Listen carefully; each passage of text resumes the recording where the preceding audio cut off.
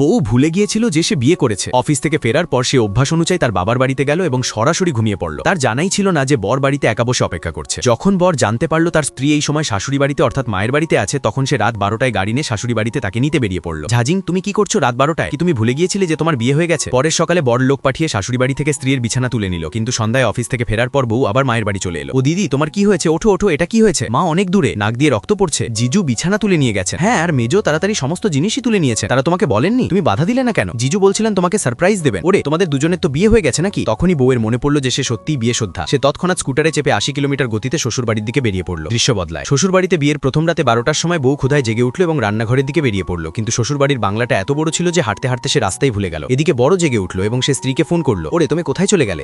আমি রাস্তা হারিয়ে ফেলেছি। ভালো, আশেপাশে কি দেখা যাচ্ছে? শুধু বড় গাছের একটা কাতার। এত বাজে উত্তর শুনে বর কিছুই করতে পারলো না। সে বলল, ঠিক আছে, সেখানেই দাঁড়িয়ে থাকো, আমি সিগন্যাল গান ছুড়ি, তুমি সেই দিকেই চলে আসবে। টিকটকে লাইক ফলোয়ার কিনতে এই নাম্বারে হোয়াটসঅ্যাপ করুন।